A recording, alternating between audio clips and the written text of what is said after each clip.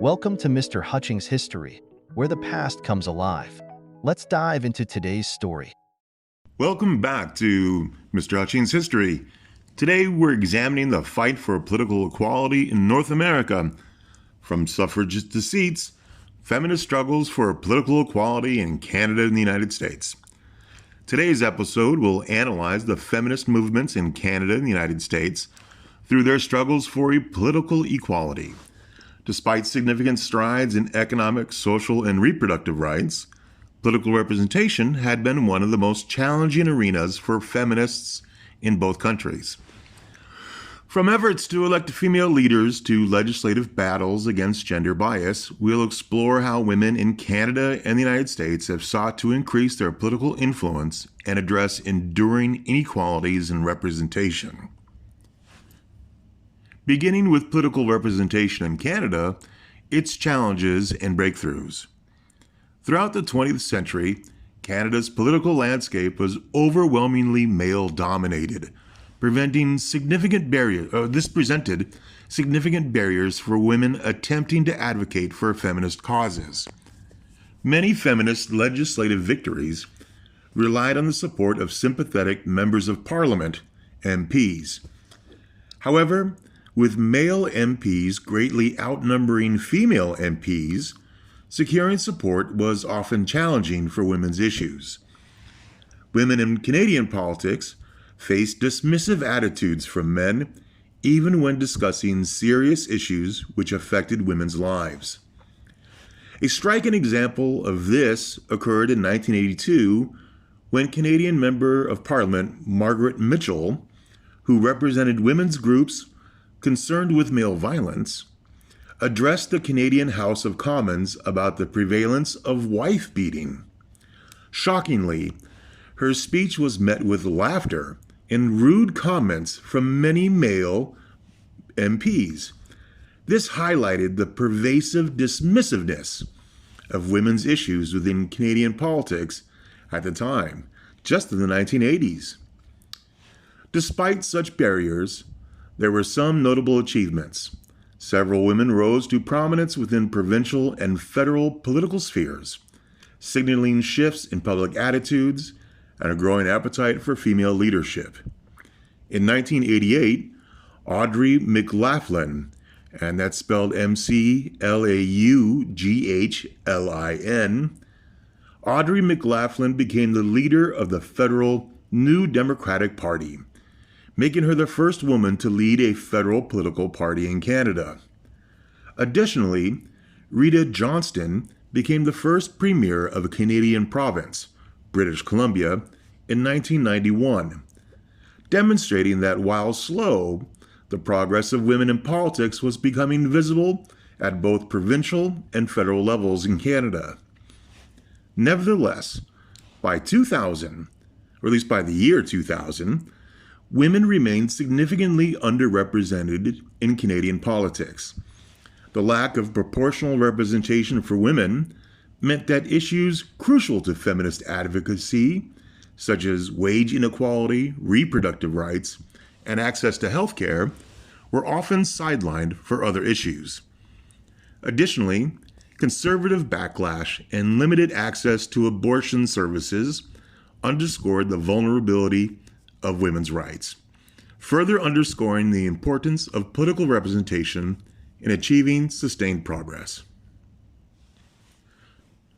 Political representation in the United States, breaking the glass ceiling in politics.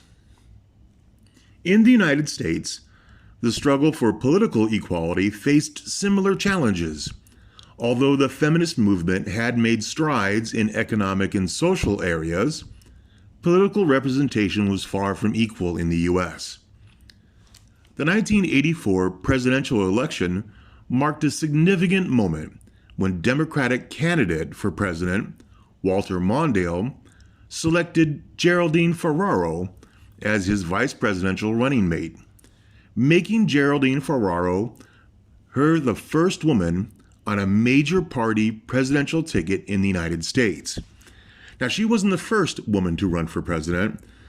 The first woman running for president, name I forget at the moment, but was part of an earlier feminist move in the 1900s, a symbolic gesture.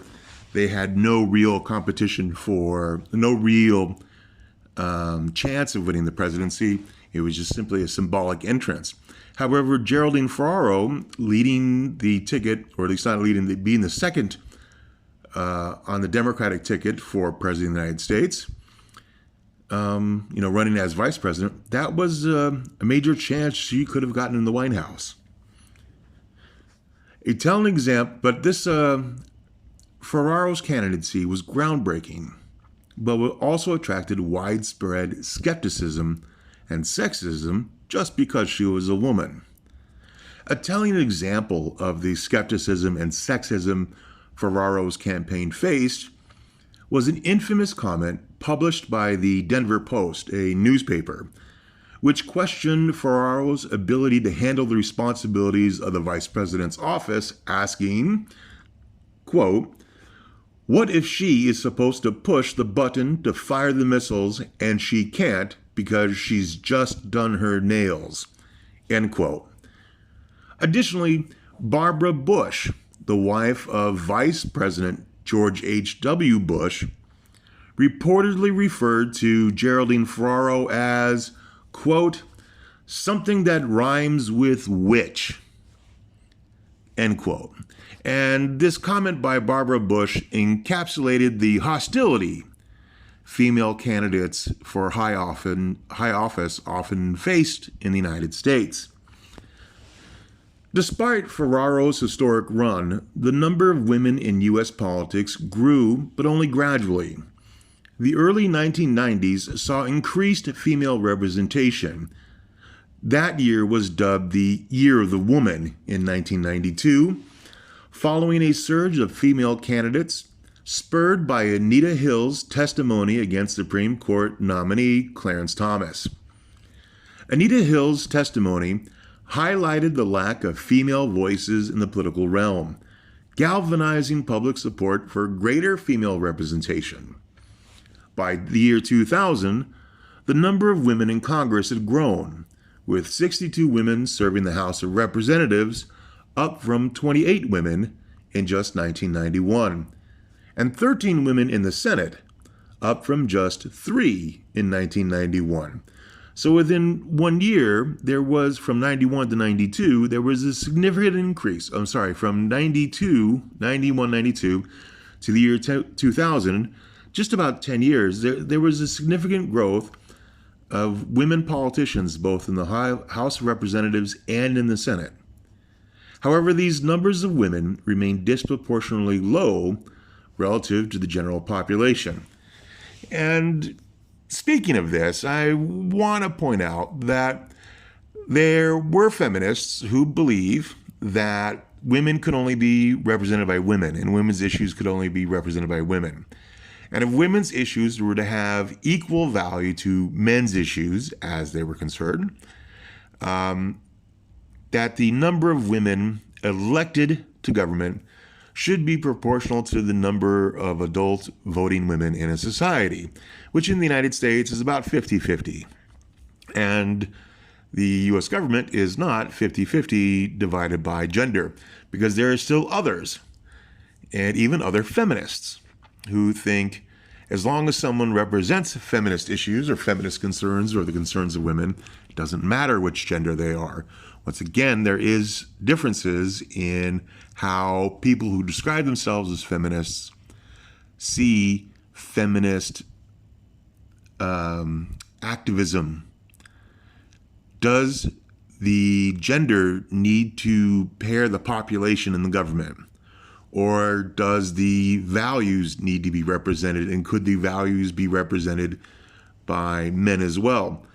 And of course, there are women who are not feminists and even stand against feminism who, don't necessarily vote against women, but won't vote for women for the sake of women. And, just something to consider. Should someone be voting based on their demographic profile? Can women only represent women? Can men only represent men? Can African Americans only represent African Americans, or can people truly hold inclusive ideas and be empathetic and thoughtful of other people? The debate is out there, and I don't want to encourage anyone to take any particular side, but the concern with feminists, many of them, some feminists, or many of them, I don't know which number, will think that only women can represent women. But then there's other feminists who think that men can represent feminist issues as well, just as women could be elected who are anti-feminists or women who work against the feminist agenda. Diverse opinions, everybody. Well, getting back, the fact that in 2000, the number of women were increased in the U.S. Senate and in Congress was seen as making great strides for women's voices be heard. There was still some concern amongst feminists that the relatively low numbers of women in government in relationship to the proportion of women in the population still left women voices unheard. Now back to this 1992 Year of the Woman. So it was in January 1993 that newspaper headline writers described the occurrence of so many women being elected in 1992 as being the Year of the Woman. And this was often seen in newspaper headlines, and I don't know who it is attributed to first. In response to this comment, or to the response to this label of 1992 being the Year of the Woman, then recently elected U.S. Senator Barbara Ann Mikulski of Delaware said, quote, that calling 1992 the Year of the Woman makes it sound like the year of the caribou or the year of the asparagus, that we, women politicians, are not a fad, we are not a fancy, and we are not a year, end quote. Senator Mikulski predicted that as more women joined the Senate, the novelty of a female senator would fade. As more women joined the Senate in the coming years, this prediction came true. So again, having women being described by feminists or people who want to jump on the feminist bandwagon or carry the feminist message may not actually fit those women who are those groundbreakers. I don't know if Senator Barbara Ann Mikulski thought of herself as a feminist. She has not identified herself as a feminist in publicly at the time that I'm aware of, but she was simply a person who was representing the interests of the state of Delaware in the U.S. Senate. And feminists kind of grabbed onto her and other elected women as saying that this is evidence of the feminist activism succeeding, but that doesn't mean that's how the women who were successful saw themselves. Once again, points of view. So I'd like to address the schools of historical thought on feminists and political struggles. And in every episode, I like to address the historical thoughts because it's necessary in your essays for the DP2 paper, the paper 2 and paper 3 essays. So to better understand these feminist movements and their political achievements, we can consider some perspectives from various schools of historical thought. Beginning with the liberal feminists, they focus on achieving equality through legal and political reforms within existing structures. The liberal feminists emphasize the importance of increasing female representation in legislatures, arguing that equitable representation enables legislative agendas that address women's issues. From this perspective, milestones such as Audrey McLaughlin's leadership in Canada's New Democratic Party and Geraldine Ferraro's vice presidential candidacy represented important, if incremental, progress through gender equality in politics.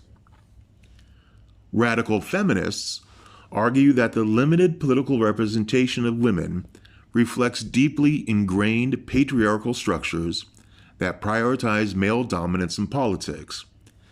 Radical feminists contend that merely increasing the number of women in office is insufficient. Rather, political institutions themselves must be transformed to accommodate feminist values. Radical feminists point to incidents like the laughter following Margaret Mitchell's speech in Canada as evidence of culture that trivializes women's issues, suggesting that true equality requires an overhaul of these deeply entrenched attitudes.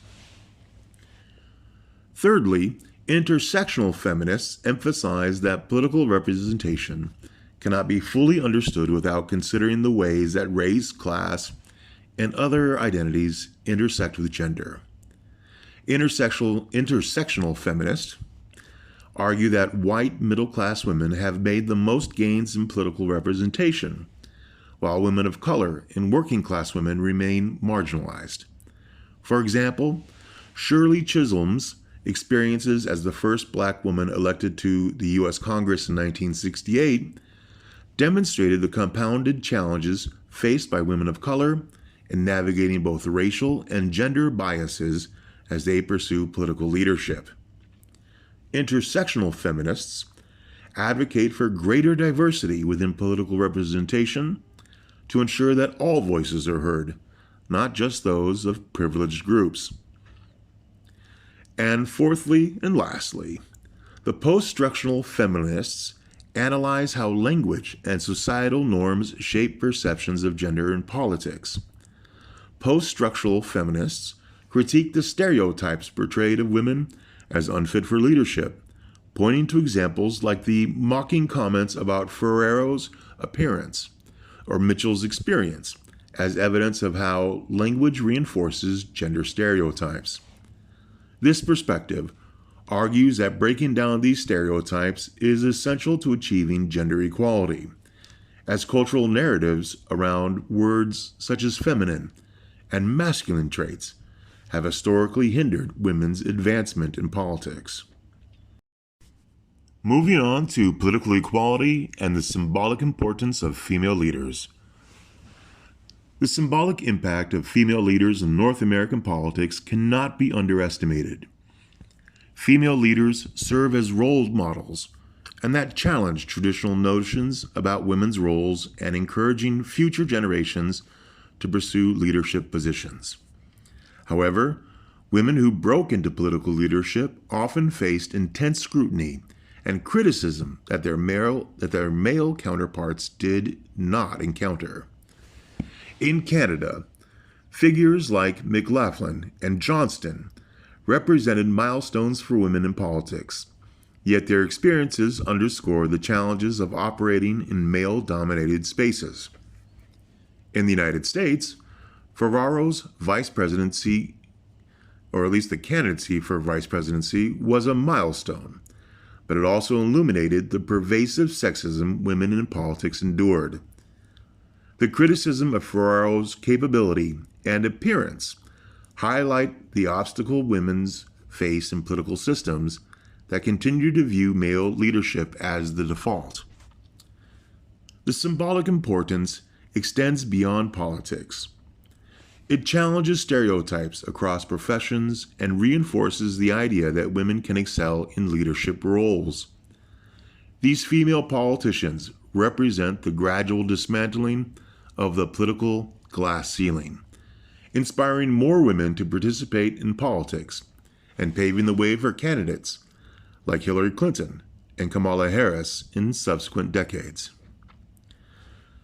For those who might be a little unfamiliar, a glass ceiling is a metaphor usually applied to women, used to represent an invisible barrier that prevents a given demographic from rising beyond a certain level in a hierarchy. The metaphor of a glass ceiling was first used by feminists to refer to barriers in the careers of high-achieving women. It was originally coined by a woman named Marilyn Lowden, Loden, during a speech she gave in 1978. Finally, I'd like to wrap up with the continuing struggle for political equality. By 2000, the underrepresentation of women in politics remained a significant issue in both Canada and the United States.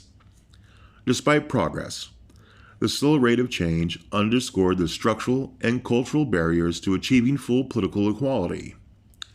The low numbers of women in Canadian Parliament and the U.S. Congress reflect the continued need for advocacy and structural reform to encourage female participation in politics and ensure that women's voices are adequately represented. The feminist movements in Canada and the United States have helped to address some of these barriers through lobbying, public campaigns, and grassroots organizing.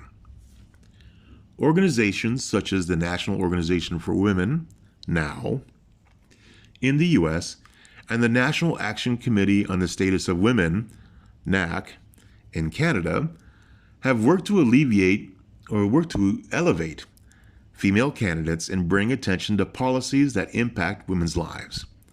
However, the struggle and the limited progress indicates that achieving true political equality remains a complex and multifaceted struggle in both countries.